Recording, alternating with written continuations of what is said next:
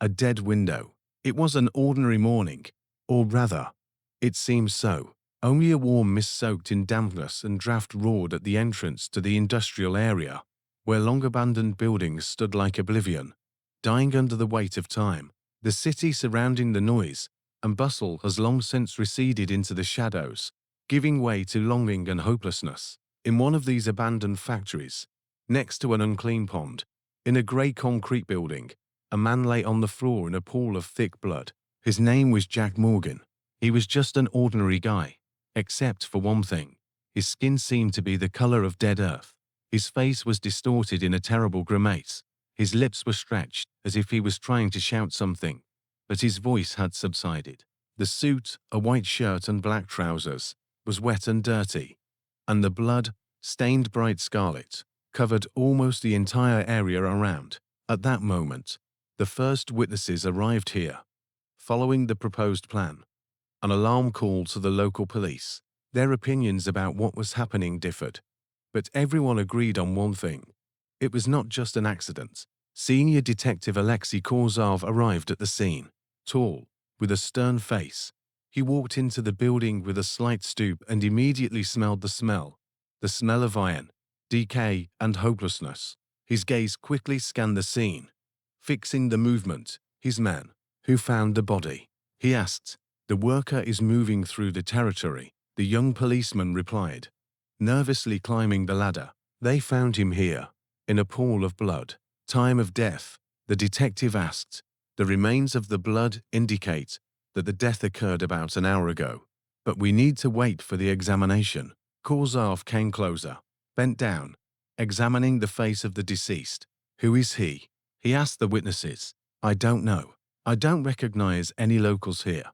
The voice was hoarse, uncertain. It's a sacrifice. Someone killed him here, and he left it for everyone to see. He paused, listening to the silence. Not an ordinary crime. I see someone wanted to leave us a sign. As he examined the body, there was a chill in his eyes. Something was wrong. Several more police officers appeared on the scene. Journalists approached them, trapped in excitement, shouting out assumptions, staging extreme thoughts. But Detective Korzov was focused on the details. He noticed that the victim was missing a wallet, which is rare in such crimes. Deep in his soul, he felt that this was not just a murder. Something was wrong. The situation was heating up. As time passed, each moment increased the feeling that the murder was part of something bigger. Detective Korzov stood up, looked around the neighborhood, and noticed the cemetery of vowels. Along the wall, leaning towards the body, he noticed a detail that caught his eye. There was a thin metal bracelet on the deceased's arm. It was unusual, with an engraving that seemed to glow in bright light. I see someone left us a hint, he said, deliberately intervening in the conversation. This bracelet is not like everyone else's. The policeman, who reached the scene for the first time, noticed that there was a broken jar with paint residues next to the body. What does that mean? One of the scientists accompanying the center asked. Do you think it was filled with paint? Not immediately, Korzov replied. But something is clearly connected. Someone wanted to stop or intimidate this person. Suddenly, from behind the dark windows of an abandoned building, a slight screeching sound was heard. What happened? Korzov pricked up his ears, listening. I don't know. Maybe the wind, said one of the policemen. But down below, at the crack between two bricks, someone flashed by. A short shadow, and it was gone. It was no accident. It was a sign. The detective indicated the movement with his hand. Careful, everyone.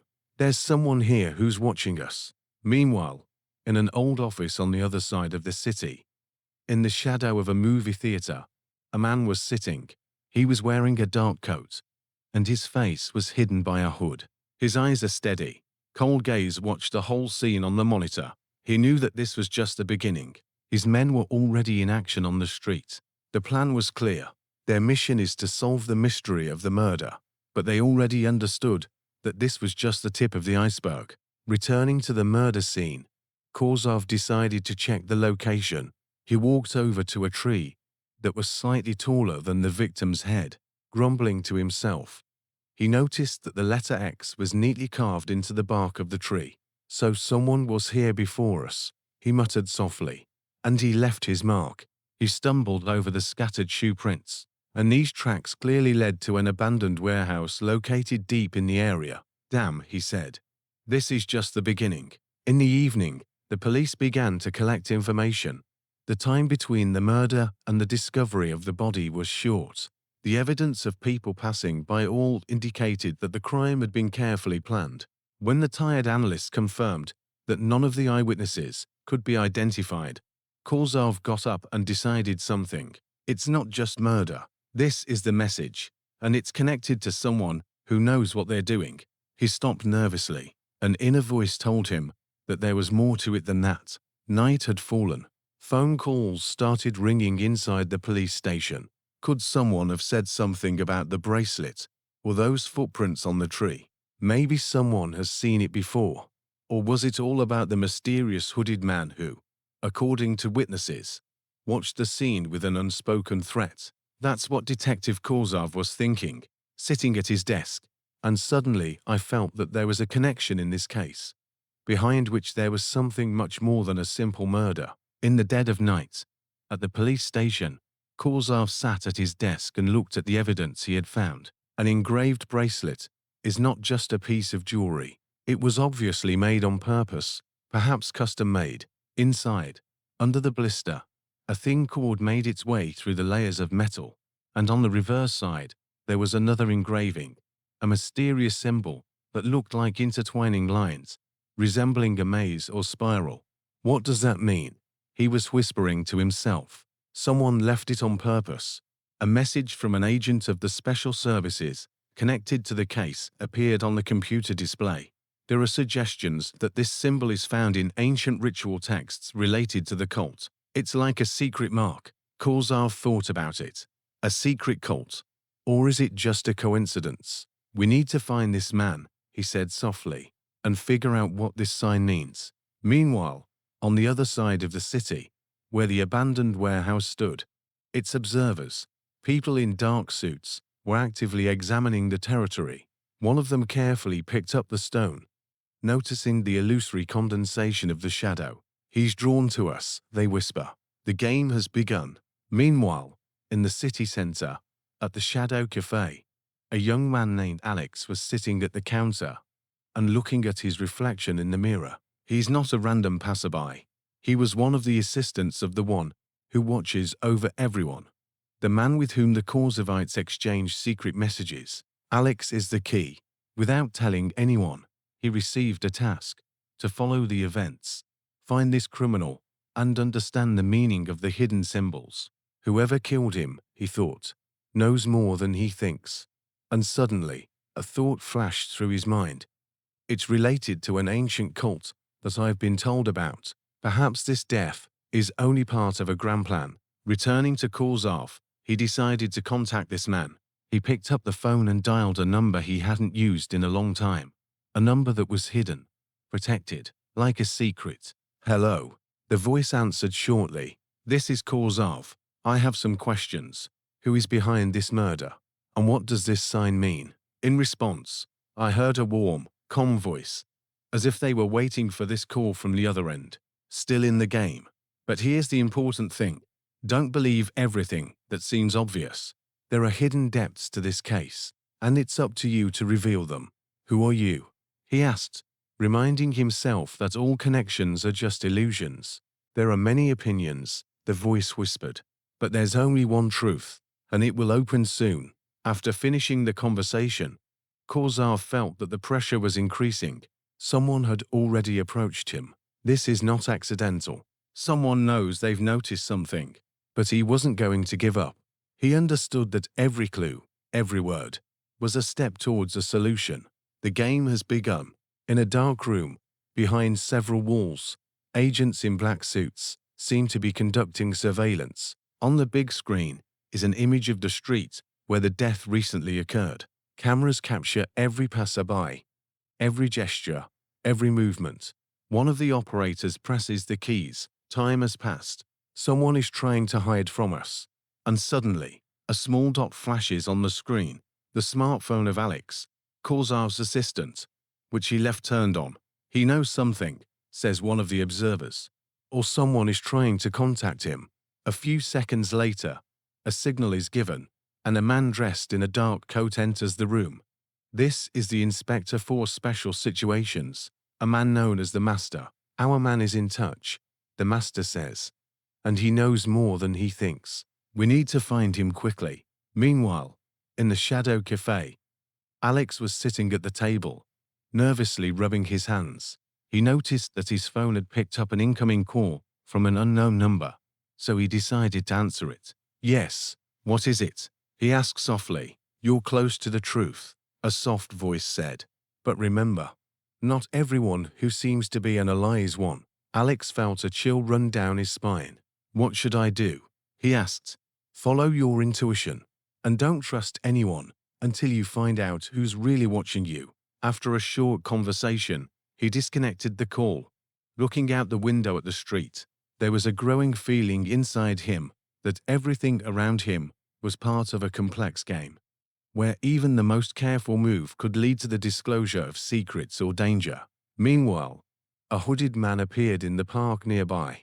Behind a bench, he carefully watched the damp city, hiding in the shade of the trees. In his hand is a small rolled-up scroll with notes. Everything is going according to plan. He whispered to himself. This is just the beginning.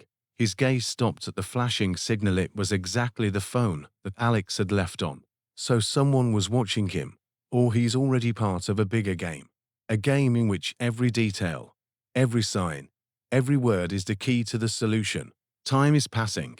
New evidence is being collected by the police, and Korzov already knows that shadows are hiding behind the streets. He stands at the window, looking out at the night city, and realizes that everything is just beginning. After all, the truth is not as simple as it seems. There are many layers, and each of them hides its own secret, and he's going to reveal them. The sign on the bark. Korzov slowly approached the tree, his eyes gliding over the moss and bark-covered surface. In the light of the streetlights, the figure seemed almost a shadowy silhouette against the darkness of the night. He paused, pointing to an emerald engraving, the symbol X, carved with a sharp knife, or some sharp object with precision to the smallest detail. The shadow and blood remained on the bark, bright spots that seemed alive. This sign was not an accident. Korzov knew.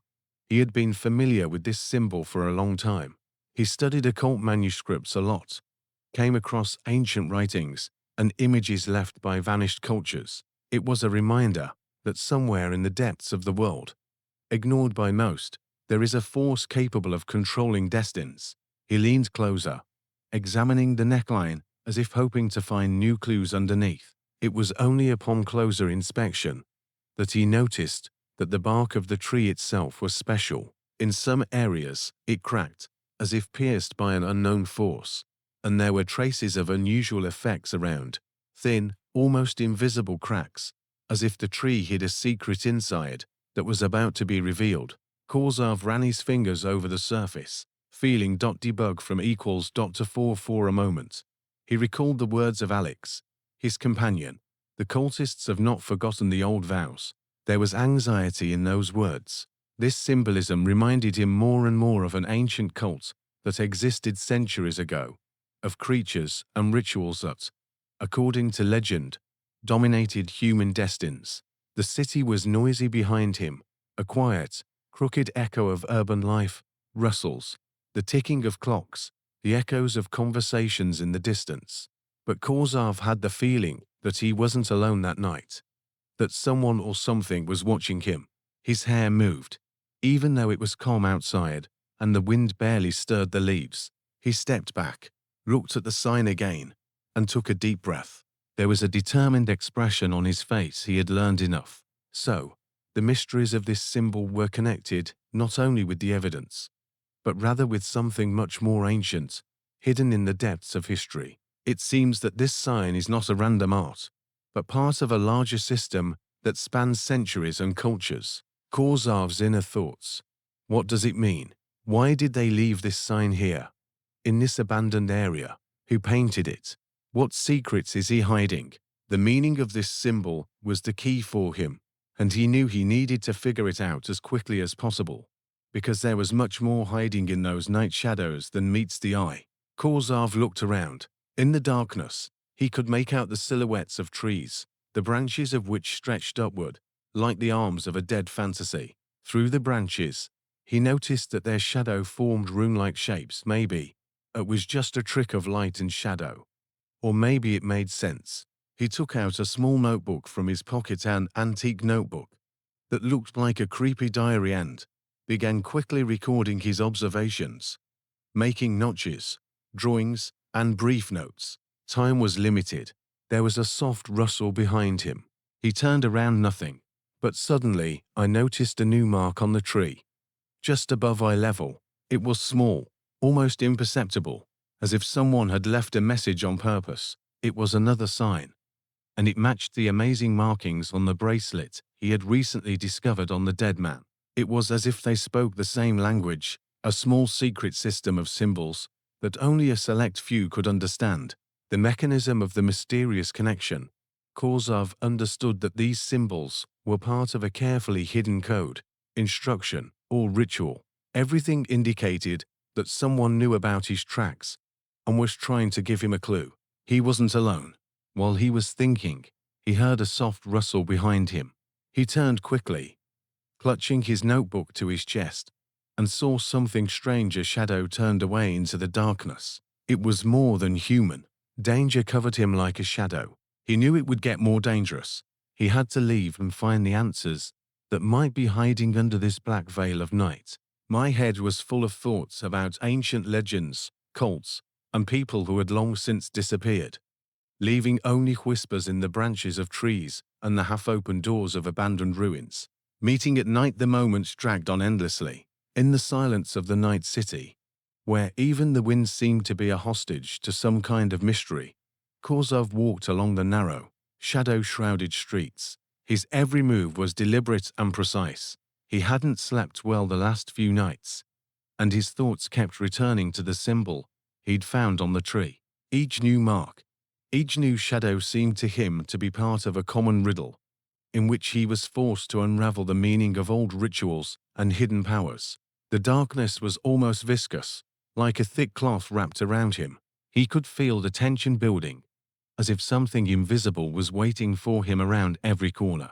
From time to time, he stopped, listened to the sounds, studied every shadow and awnings of the houses. In his hands is a small notebook overflowing with notes, diagrams, and sketches. His guide to the mysterious world. We need to know where these symbols lead, he whispered to himself. We need to understand what kind of power lurks in these shadows. His gaze fell on the list of notes he had recently added a new entry to. The key is a sign on a tree.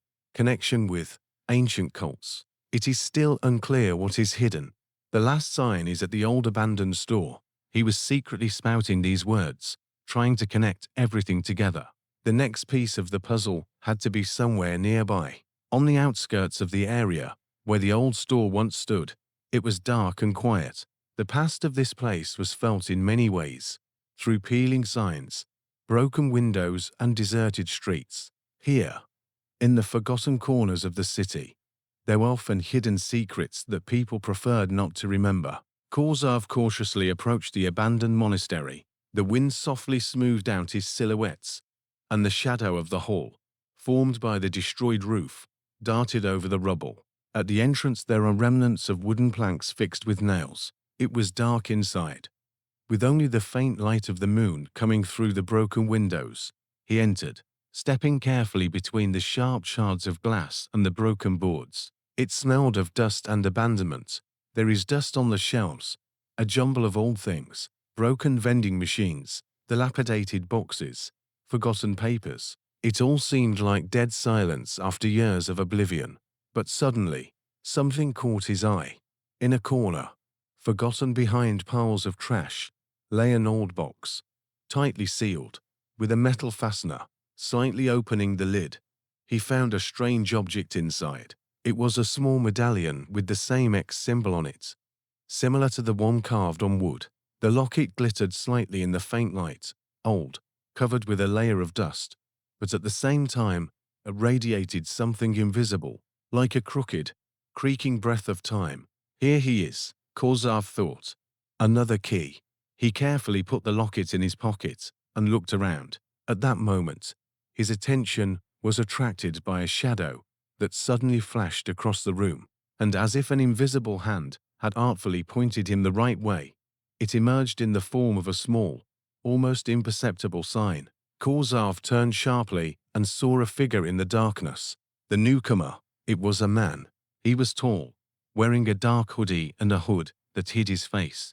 His posture is calm, like that of a hunter hiding in the shadows. He stood motionless, as if watching Korzov's every move, making it clear that he knew more about him than he seemed. "You're looking for answers," he said, his voice soft but pointed. "But you don't realize the depth of this game." Korzov shuddered, feeling his body tense. Inside, there was an acute sense of danger, and at the same time, an attractive mystery. "Who are you? What is it?" he asked, taking a step forward. "What are you doing here?" The conversation began in the shadows, and both understood that this meeting was just the beginning. The sign, the medallion, the symbols, everything was part of a complex network that intertwined through the centuries, and only one truth remained clear. It was necessary to show her before anyone else. Time to move on, Korzov thought. He watched the figure and realized that this night was a chance for him to uncover a secret that could change his fate. A fire of determination ignited in his heart. The mystery behind the door in the shadow of an abandoned store, where the silence seemed heavy and impenetrable. A hooded figure slowly took a step forward. Her voice, barely audible, echoed through the empty walls. "Who sent you here? What is it?" he asked softly, but with caution. His eyes were hidden in darkness, but the tension in his voice was obvious. Korzov froze, listening intently. He felt his heart beating faster. The stranger's tone and calmness were just a mask that hid a possible danger, but he knew he needed those answers. "I'm looking for the truth," he replied, taking a step forward, "and I think you can help me." Suddenly, in the depths of the darkness, behind the stranger's back, a dim lamp lit up. The light shed a soft blanket over the stage, revealing the man's face.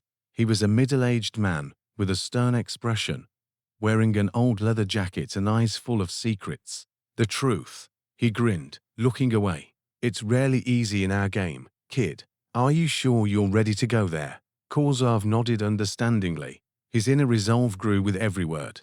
He realized that right now was his chance to get to the heart of the mystery. "I have a medallion," he said, showing me a reliable artifact hidden in his pocket, "and the symbol that leads me here." The man held his gaze, then slowly walked over to an old shelf where various objects lay. Antique books, amulets, photographs and maps. "So you're not alone in the game," he said, taking a small handwritten sheet out of a drawer and unfolding it. "There are hidden signs and hints everywhere. Everything is connected." He looked directly at Korzov. "Do you know what kind of power is behind this?" Korzov immediately realized that this man knew more than he was telling. There was a kind of half-wall in his words, behind which the whole truth was hidden. But at that moment, the door, which had been locked for a long time, suddenly creaked and opened a crack. The comely shadow slid inside. A man came in from behind the door, tall, dark-skinned, with nervous eyes clearly not according to plan, and, apparently, he was also looking for the same thing as Korzov. "They're coming for that too," the older man whispered, "and they won't stop until they find out." "What's next?" Korzov asked, feeling that there was more going on than just riddles and symbols. It was the beginning of a new level, something important, dangerous, and irreversible. The man looked at him and smiled slyly. "The next stop is the old archive. There is a key there that will open the doors to another dimension, and you chose the right path. It remains only to pass it." Secrets of the archive. Korzov no longer felt fear. He was seized by an insistent desire to find out the truth. Following the two strangers, he headed to an abandoned building on the outskirts of the city, where, according to them, ancient documents and artifacts related to the medallion were kept. The old doors creaked, when one of the men put a key Korzav's medallion to the panel. Suddenly, the darkness receded, illuminating the entrance to a vast room filled with metal cabinets and dusty shelves. The smell of age-old dust merged with the scent of old papers, creating the feeling that time had stopped here. All the answers are stored here, one of the men said quietly. Stories, lore, symbols, and secret signs associated with this medallion. Korzav looked around, peering at the rows of ancient documents. He was particularly attracted by an object captured in an old photograph, a stone altar decorated with runic symbols, surrounded by candles and strange statues. His heart sank. This altar looked exactly as described by the legends. Slowly, flipping through the yellowed pages, they found a manuscript covered with dark spots of time and dust. The main page was decorated with the image of a familiar symbol, intersecting lines resembling the X sign. This was the key, not only to the story, but also to the very nature of the locket. These symbols are part of an ancient mechanism, the man explained. They control the flow of time and space, and this medallion is the main tool of the cultists, which can open the way to other worlds. The words echoed in Korzav's mind, and he felt the great significance of the artifact he was holding. But then the door opened abruptly, and a man in a black leather jacket entered the room. His penetrating gaze and confident posture immediately caused tension. "Don't trust them," he said in a low voice. "They lured you here for this power. The locket is a trap, and if it falls into their hands, the consequences will be disastrous." The man with the locket did not back down. "You know more than you want to say, but we are looking for the truth, not riddles from the past." A heated argument broke out between them. Suddenly, a stranger in a black jacket abruptly snatched the medallion from Korzav's hands, trying to take it. At that moment, a bright light flashed from inside the artifact, as if the very power of time and space was beating in Korzav's chest. A flame of light spread across the room, revealing a flickering, image-shifting portal, a hole in reality leading to another world. Korzav felt like fate had brought him to the edge, between the present and the unknown future. "I won't let you take it." "Stop it," he shouted, resolutely clutching the locket. The light became brighter, and the space around began to tremble and change. It was a moment of choice. Accept the challenge, and go through the portal, or stay on a world that doesn't want to reveal its secrets. And Korzav took a step forward, into the unknown, where history revealed its innermost secrets to him. Meeting with another world. When Korzav stepped through the shimmering portal, the world around him disappeared. He found himself in a completely different reality. The space was filled with a soft glow, and the walls were filled with ancient runes that pulsed and seemed to live their own lives. There was a presence of power in the air that surpassed anything he had seen before. He felt as if his body was being immersed in a stream of information. Images, sounds, and knowledge simultaneously filled his consciousness. A huge stone altar appeared in front of him, decorated with runic symbols and a glowing crystal. On its surface lay a huge leather-bound book covered with mysterious symbols that Korzav recognized from old legends. Afraid and attracted at the same time, he approached and touched the book. Reading activated a stream of knowledge inside him about ancient civilizations, timekeepers, a world divided into layers, and a force capable of changing the fate of entire nations. Suddenly, a figure appeared in front of him, a gray-haired elder in a robe covered with runes, who slowly approached and bent down. "You came here to understand your fate," he said softly. "What you're holding is not just an artifact. The medallion is the key to the power of time, but it also carries a huge responsibility." "Why me?" Korzav asked. "Why was I chosen?" "The Force chooses its bearer," the elder replied. "Those who are able to understand and manage it must be wise and patient. You are a part of this story, and your role is not over yet." He talked about the great battles between good and evil, and how the power of the medallion could be used for good or evil. He talked about enemies seeking the same secret power to take control of the worlds, and how important it was to thwart them. Korzav listened attentively, feeling that his path was just beginning, and the decision was up to him. It was not just a journey, but an inner battle for responsibility and wisdom. Return and selection. After returning through the glowing portal, Korzar found himself in his own reality. He felt different, heavier, wiser, more responsible. New knowledge and powers clouded his mind, but he understood that his mission had just begun. Instantly, the same people who decided the fate of this story appeared here. Among them was a man in a black leather jacket, whom he had already met. This stranger continued to spin in his thoughts as a symbol of threat. "Well," said the enemy, looking at Korzar and the medallion, "do you think you're safe now? This artifact is my trophy, and I know how to use it." He stretched out his hand and tried to snatch the medallion, but he did not take into account that the forces intertwined in Korzar had long been out of control. The medallion's glow increased dramatically, a bright, pulsating light, like a challenge to the whole world. "This artifact is not a toy," Korzar said, clutching it tightly and looking into the enemy's eyes. "It's designed to protect, not destroy."